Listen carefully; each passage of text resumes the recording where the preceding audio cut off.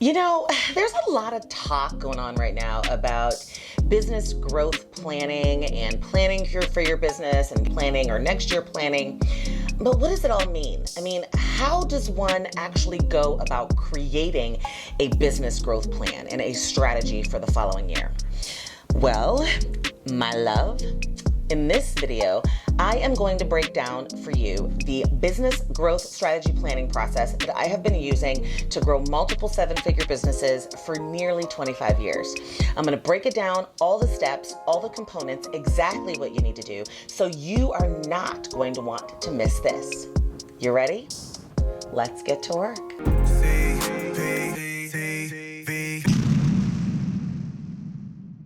Step number one in creating the most amazing business growth plan for your business growth for next year is doing a thorough assessment to determine exactly where you are.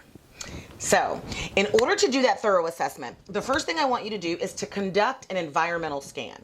That is everything that is going on in your market.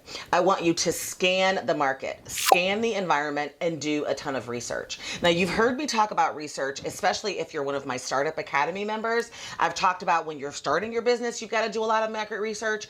And the reality is, that initial lesson in doing the market research are exactly the steps that I need you to take in order to do this environmental scan. It's the exact same process. I want you to really dive deep into your market. I want you to figure out what's new, what's exciting, what didn't work, what's going on, who's doing what are your newest competitors, what are your old competitors, what is your ideal customer saying that they need, what changes have taken place, anything and everything that you can find about what's going on in your market. I want you to have an idea of what it is. I got you, homie. Because that assessment, knowing where your market is going to be absolutely critical. In addition to an environmental scan, I need you to make sure that you do an internal analysis as well. And this is even more important than what you find out about what's going on in your market. You really have to know your business in and out. You need to start with reviewing your customer feedback and your ideal customer avatar needs. Now, how do you do that? I don't know. Well, you actually pull out your customer feedback data that you have been gathering over the previous years. Questions, comments, concern, ratings, reviews that they've given you, all of the stuff that you've been gathering over the previous year about your customers and from your customers. And I want you to put it all together into one huge document, print everything out, put it in a binder. I don't care what you do, and sit and read and absorb. Your internal analysis of what your customers' needs are, who they are, what they want, and what they need is going to be the basis and is really going to help you shape what you need to create in the coming year to help your business get to that next level. So that internal analysis of your customer is extremely important. And most importantly, I want you to make sure that you are reviewing your financials thoroughly. I get the question all the time, what am I looking for in my financials? This video is not about that. But if you want to see a video about what to look for in your financials as you're creating that business growth strategy, please let me know. Put it in the comments below, because looking at your numbers and being able to figure out what tweaks you need to make is absolutely important. But I do want you to make sure that you're looking at your financials. I want you to pull your profit and loss statements. I want you to make sure that your books are completely up to date. I want you to see what it's costing you to produce your product or service. And I want you to see whether or not you're making a profit from those profits and services. That is going to be the best way for you to decide if you need to make a price increase, if you need to get rid of a product or service because it's just not profitable, if your customers are telling you that your product or service is too expensive because no one's buying it, or if there's a particular product or service that is extremely profitable, and whether or not that product or service should be what you focus on pushing and promoting and driving sales to in the coming year. That can really shift the needle for you. And that is why I tell you that you've got to know your numbers. If you're a brand new business and you have no financials to review, now's the time to create in that strategy the fact that you've got to set up your financial structure properly. Because again, you are really preventing yourself from being able to successfully move forward. If you don't don't have financials, if you don't have them set up where you can look at reports and that they're as accurate as possible, you don't even know what you can charge. You don't even know what you should be selling. You don't even know if what you're selling is actually making you money. And so if you don't have those financials to review thoroughly, that is 100% one of the strategies that I want you to create for growth for next year, creating a strong financial structure, because that structure single-handedly will have so much impact on the next steps in creating the perfect business growth plan strategy. Step number 2, establish your current baseline. All right, now you've done your environmental scan and you've actually really read through and done your internal assessment. So you know exactly where you are. I need you to determine and to create your SWOT from that. Your SWOT are your strengths, weaknesses, opportunities, and threats. Now, let me explain how you're going to use step 1 in order to create that SWOT. From your internal assessment, your internal analysis, you are going to figure out what you are really, really strong at, where your strengths lie, what you're doing really well, and what's working really well in your business. Then I want you to create your weaknesses, the stuff that's not working, where you need to improve, what you're not doing well, and what you really, truly need to improve upon. That is why that internal analysis is going to be critical. And you are going to use what you found from reviewing your customer feedback and your ICA needs, as well as your financial analysis, to create the strengths and weaknesses in your SWOT, because those are internal to your organization. Then I want you to take the market analysis and the external environmental scan that you did, and I want you to analyze what are all the opportunities that are existing out there for you. Where is an opportunity for you to grow? What can you provide, or what can you take advantage of in the market that can really help give you that push to that next level? And also, what are the threats that exist out there in the market? What did you find in your market analysis that tells you, if these things happen, I'm going to have to shift and pivot. If this happens, I'm going to have to make some changes, so that you can actually plan for those threats. That external analysis is where you get the opportunities and the threats, because those are external in your SWOT analysis. A lot of people get confused with a SWOT and they don't know what they should be listing in each of those kind of quadrants in your SWOT. I want you to remember this: strengths and weaknesses are inside. Opportunities and threats are outside. And that is what you're going to use all the information that you spent all that time doing from step 1 in order to create. Now, also, to establish your baseline, you're going to figure out what the gaps are and what the significance issues are that exist, because that is where you're going to focus on what your goals need to be and what you need to fix inside of your business in the coming year in order to get to that next level. And then you want to look at that SWOT and say, what went well and what are my opportunities, so that you can capitalize off of those and tweak some things in your business to kind of get to that next level. That is how you're going to establish your baseline. And that SWOT is really, truly the baseline of where you are. Once you have that SWOT and it looks good and it's perfect and all the things that are in it make sense from an internal and external perspective, you are going to move on to step number 3 in creating this business growth plan. So step number 3 is determine exactly what you need to do. Yes, you heard me. Figure out what you need to do in order to do what I told you in step number 2. Now that you've got your baseline, you know your strengths and weaknesses, you know your opportunities and your threats, it's time for you to figure out exactly what overall goals you need to accomplish in order to mitigate those risks and capitalize off those opportunities, use your strengths, and get rid of and fix those gaps and weaknesses. And that is where you're going to come up with your core 2 to 3 goals, or sometimes 3 to 4 goals. And I don't want you to go over 4. All right. I don't want you to go over 4, because if you've got 5 or 6 or 7 or 8, trust me, been there, done that. It don't work. It ain't good. It's too much to focus on. It can't happen. I told you. What did I tell you? Didn't I tell you? 'Cause I told you. And when did I tell you? A long time ago. So I want you to figure out your top 3 to 4 things that you need to do utilizing that SWOT in order to improve upon your business. And remember, being an entrepreneur is definitely a marathon. It's not a sprint. So I don't want you focusing on what you need to do to get to where you want to be in 10 years or in 5 years. I want you to only say, what can I do to move the needle in my business? What are my goals that I need to establish to move the needle in my business and in my life for the coming calendar year, in the next 12 months? That's it. That's the max, right? So I want you to determine what you need to do. Create new and updated overall objectives for your growth, your overall goals. And I want you to create these overarching ones, right? So if you looked at your numbers and you determined that your weaknesses is that you just don't have enough sales volume. Let's just say you just don't have enough customers. You don't have enough volume in order to achieve a real true profitability.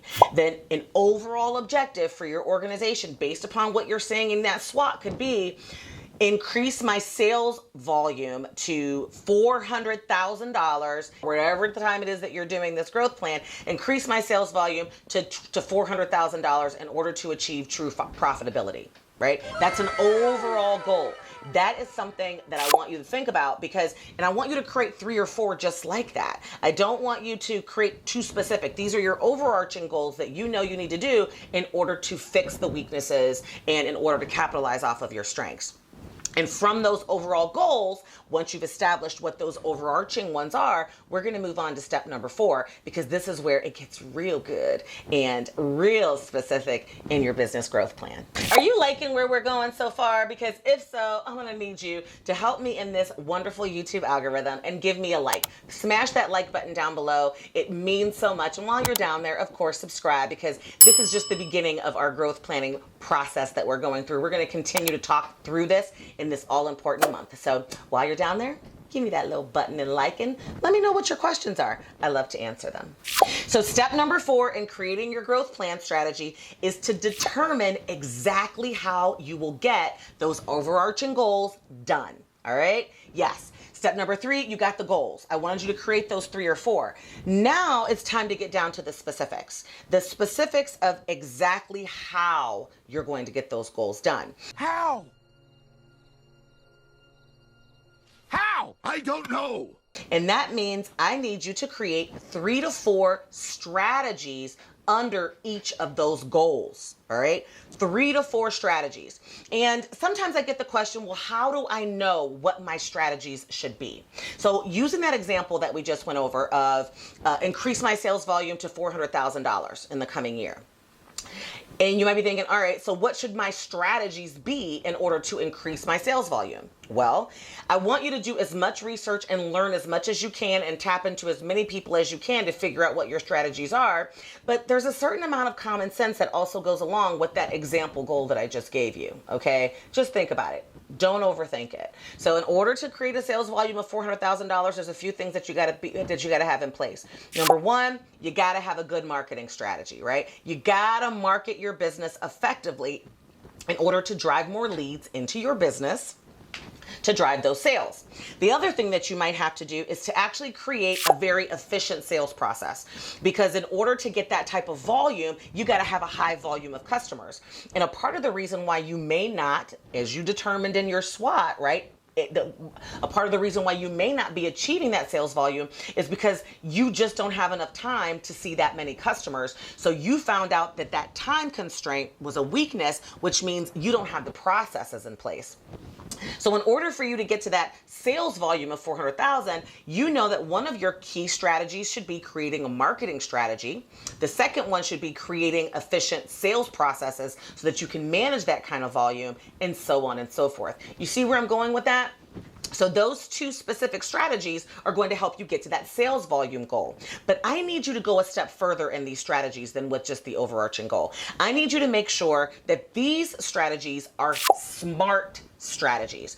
And I know you know what SMART means, right? SMART: specific, measurable, achievable, realistic, and timely. All right? That means time bound. Some people say timely, some people say time bound. So I need these to be very specific. I need them to be very specific. So I'm going to say, create an overall organizational marketing strategy to increase our inbound leads by 50%. You see where that strategy is? It's very specific. I need to create a marketing plan that will help us increase our inbound leads by 50%. That is very smart. It's measurable. I can measure if I'm achieving a 50% increase over a 40% increase. It's also time bound. I know that my deadline date to get this done is the end of December of next year. I also know that it includes a marketing plan. So that's very specific and measurable. And it's also realistic. If you have a low volume, you can double or increase by 50%, increase, those leads. So is it realistic?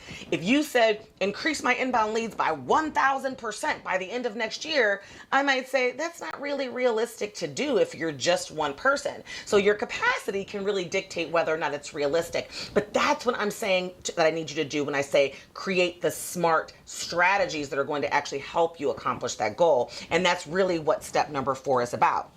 And underneath those strategies now in this step, I need you to create the specific action items step by step that you need to do in order to get that strategy accomplished. So in this example of increasing your sales volume to 400,000, this strategy, which was increasing your inbound leads, creating a marketing plan that would increase your inbound leads by 50% by the end of the year, what are the action items that you need to get done or that you need to do in order to make sure that you can get that marketing plan created to increase your inbound leads by the end of the year? And that might be 5, 6, or 7 specific steps by certain deadline dates in order for you to get that overall strategy completed. These are the action items in order for you to create an overall marketing plan to increase those inbound leads by 50% by the end of the year. And all of those specific action items will also have a deadline date. It will also have who is responsible for those particular items to be delivered, whether it's you, a piece of software, or someone on your team. It should also include how much that thing is going to cost to give you an idea of how to create a budget for the following year. And then it also has a very important column that's kind of associated with step number 5, which we're going to get into right now. And step number 5 in creating this amazing business growth plan is create an evaluation plan with KPIs, or key performance indicators. What do I mean? Well, that very important column that I just mentioned to you as we were talking about getting down to specifics in your action item, the most important column in that little table that you're going to create is going to be the percentage of completion. Yes. Did you get the task done? This, my love, is where the accountability comes in, because all of this work in creating this growth plan, creating your business strategies, your action items, and the deadline dates mean absolutely nothing if you don't incorporate some type of accountability. And that's where the evaluation and creating those KPIs comes into play. So one KPI that I always put in place for my growth strategy plan is that 90% of all of my goals and my specific strategies and my action items that I've completed must be done by their deadline date. If I hit that 90% target, then I'm going to reward myself with something. It could be a spa day. It could be a trip. It could be a 5-day weekend where I absolutely do nothing and no work at all. That KPI of saying I got to get 90% of these done by the deadline date is that accountability piece and that evaluation piece. And then I'm creating a plan of how I'm going to do that. One of my favorite plans to utilize when I'm doing my growth strategy plan implementation on a yearly basis is every single month I block off my calendar. Usually it's the beginning of the month, and I just take my plan out and I evaluate what were the action items that were due the previous month. And I literally pull out my plan and update it. Did I get this done? Did I get this done? Did I check this off? Did I check this off? If the answer is no, I then also add what percentage of that action item did I not get accomplished? And if I didn't get it accomplished, Why didn't I get it accomplished? And what do I need to tweak in the coming month in order to get that done? Because that goes against my KPI. That's something that I didn't achieve by the deadline date. It also gives me an opportunity to make sure that I know what's due in the coming month. So all of these action items from throughout my plan are due in the month of September. I'm going to take those due dates. I'm going to make sure I put them in my project management software, either for my team to help me set aside those alignments, make those due dates. If it's all me, then I'm going to make sure I can get them done. I'm going to need to know exactly what's due in this month in order to be able to implement. Because remember, that evaluation plan is for me to hold myself accountable, to meet with myself on a monthly basis, to evaluate what I got done in the previous month and make sure I got everything checked off that list of those action items, and to make sure that I know what's coming up in the following months in order to really truly get it done. And if you do this and you're constantly evaluating and you are holding yourself accountable, or you're getting a business coach to hold you accountable, or you are finding an accountability partner to hold you accountable, which if that's what you need, note that as a weakness and get that shit done too, okay? Find you an accountability partners, because this ain't no joke. This ain't no game. This will change your entrepreneurial journey and your life, I'm telling you. So make sure that accountability piece is there. Create that evaluation plan. Set yourself some key performance indicators so that you know when you're doing a good job at implementing this plan. And give yourself some fun, some kind of a reward when you actually get it accomplished. Maybe it's a bonus. For me, mine was always an extra little cash bonus. CP, you hit these KPIs, you're going to give yourself a little cash to go on a shopping spree. It's always about something that's enjoyable and not something that I need, and that is motivation enough. It's the same thing if you're trying to lose weight, right? They always tell you, you're going to go on a diet, give yourself a little cheat thing. If you accomplish this goal at the end of the week, you get to have a cheat meal. It's the exact same thing when it comes to business growth planning. And step number 5 is absolutely crucial to being able to get that whole thing accomplished. So whether you're just getting started in planning, whether you've had the idea that you need to get it done and you just didn't know where to start, and whether or not you've been working on a growth plan for a while and it just wasn't quite clicking, I hope you found this video helpful. If so, please make sure that you give me a like and you subscribe. And until next time, my loves, hope you join me next week. And until then, I will see you. Have a wonderful weekend. Bye-bye.